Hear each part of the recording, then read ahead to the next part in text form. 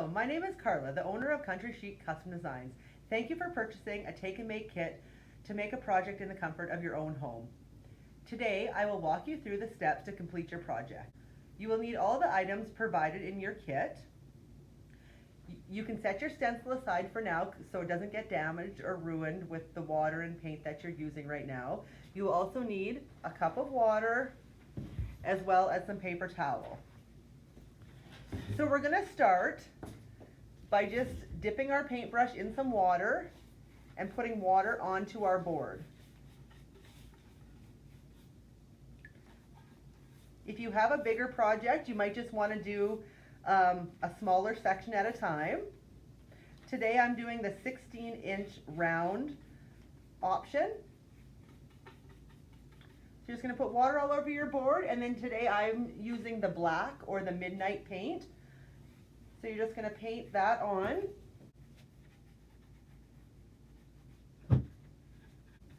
The more water you use, the lighter the color is going to turn out. So if you want it pretty dark, you want your black pretty black, you're just going to use less water. You want to make sure you get into all those nooks and crannies. You also want to make sure you go around and paint all your edges as well.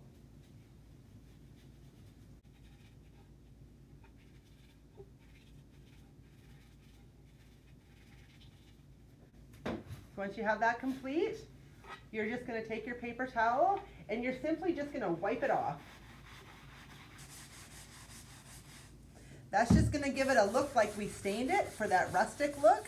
It's just not going to be as stinky and messy as stain is.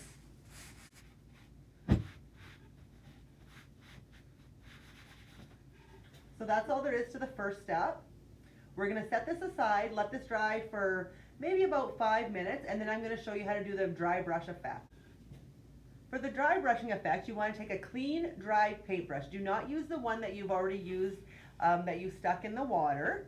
So for today, I'm going to be using our snow color, which is just a simple white, and we're going to do the dry brushing effect. So if you do not want this effect on your board, you do not have to do it. This is all totally optional to you, what your decor is. This just gives it more of a rustic look. So what I like to do is just take a little bit of paint on my paintbrush. I like to tap it onto the paper or a piece of paper towel just to get some of that excess paint off.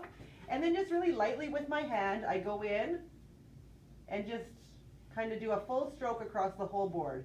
Some people might like it a little heavier. You could go heavier if you wanted.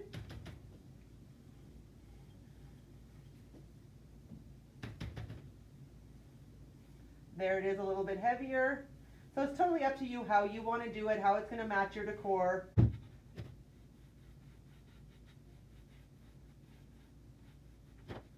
And I have my dry brush effect done. So now I'm going to set this aside and let this dry in front of a fan for 10 to 15 minutes. If you're going to let it dry without a fan, I would recommend about half an hour. Just set it aside to let it dry. We'll be back. Now that your board is dry, you want to take the sandpaper provided and give your board a nice light sanding. So you want to go with the grain of your board and just go over the whole thing.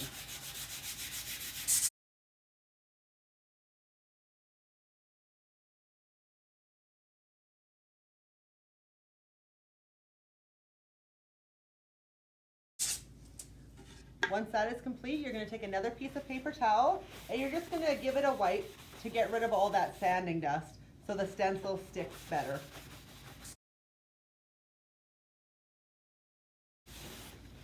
Now our board is ready for the stencil to be applied. We are now ready to apply our stencil to our board. This is what your stencil looks like. It's 3 layers. It's a layer of clear, a layer of the blue, and then a white backing paper, so it's like a big sticker. What I recommend if you're doing this at home is to flip it over, and then you want to peel your backing paper off. So start in one corner, and just gently peel it off. If you do have pieces that lift up, some of your blue pieces lift up, you can bend them and press them back down. Some people will try to rub it down from the back side. I just find the bend and press technique works the best. So there you go. Your backing paper is off. That is just can go in the garbage for now. And then you have your stencil, which is the blue and the clear. The clear is holding everything together. So it's holding the centers of the O's and the E's and stuff. It's holding it all together for now.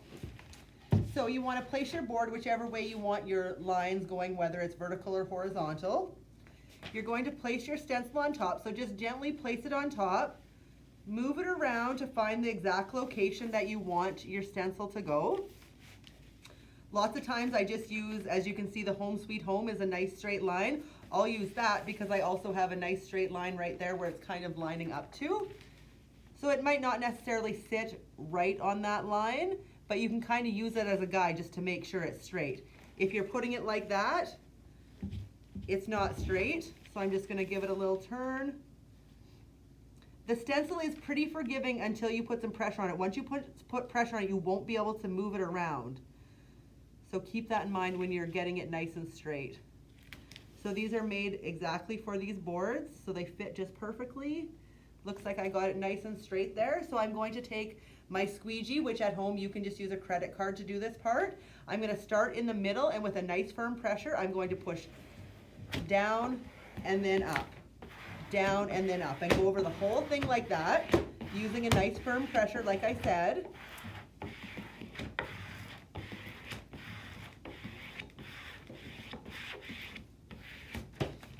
We got it down, looks good. If you do have some bubbles or wrinkles in it, don't worry too much. Those are probably just in the clear piece. So we're ready to peel it off. Sometimes the blue wants to lift up, so just hold the blue down and then just peel that transfer tape right off. And then we're ready to start painting. When you're painting, the key to getting a nice, clean, crisp lines is to not put too much paint on. So what I recommend is just putting a little bit of paint onto your brush. I always dab it off where I don't have any words, just so that you don't have excess paint on your brush, especially where you have the lines in your board. That excess paint is going to want to get into those cracks and run underneath the stencil. So if you dab it off so you don't have much paint on your brush, then really lightly go in and just put a thin coat on it.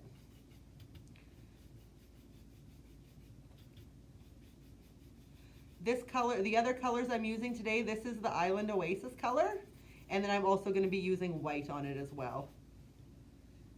So again, I put some more paint on, I'm going to just dab it off.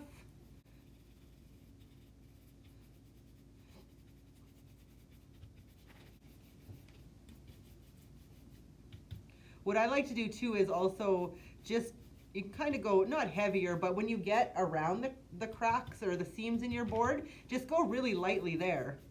So I kind of start a little bit heavier up here, and then when you work your way down, just kind of don't go too heavy on those spots. And then at the end, you can kind of just fill them in lightly.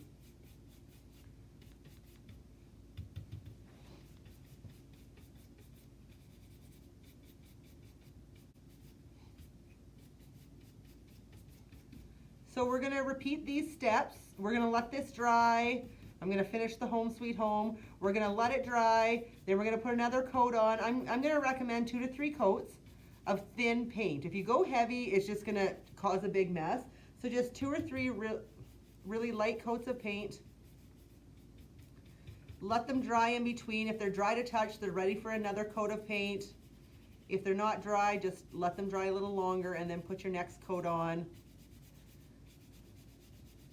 And just keep getting it as dark as you want it. Some people like the more rustic look, so they'll just do like maybe 2 coats of paint. Even one, you can see some people like that kind of wash look. You could just leave it like that as well. I'm gonna do this one heavy though, but if you did wanna just leave it like that, you could.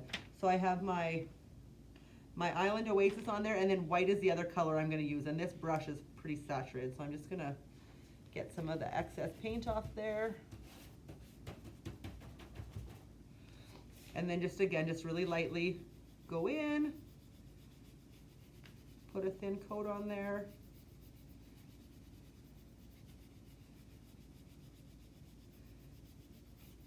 And then we're going to let it dry, and we'll be back to show you how to peel your stencil off. Okay, so now our project is ready to peel the stencil off of. What I've done is I've done 3 very thin coats of white. Again, I cannot stress enough how important doing thin coats is. So I did 3 coats of white and 3 coats of the Island Oasis color. So now it's dry. I do have a little bit of wet paint up here, but I'm gonna risk it. So you're just going to basically peel your blue stencil off.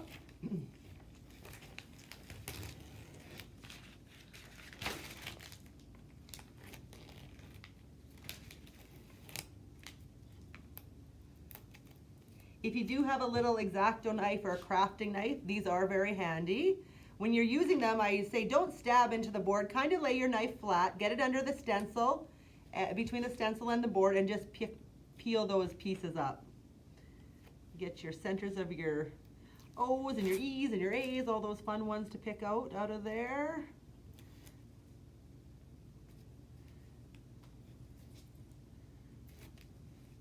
And we're done. I do see a little paint in the crack here. So what I'm gonna do, I'm just gonna have a piece of paper towel handy, and I'm basically just gonna go along there with the edge of my knife. Just kind of get that gunk out of there. Just kind of scrape it a little bit.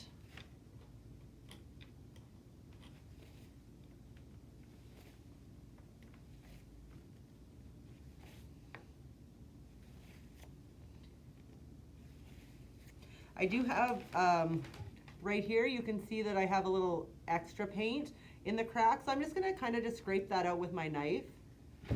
And just again with the paper towel, have the paper towel handy.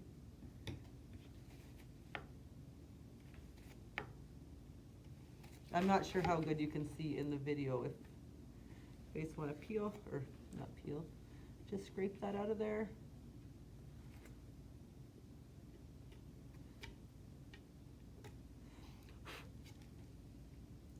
Again, there's some more right down here. So again, I'm just going to scrape it with the edge of my knife.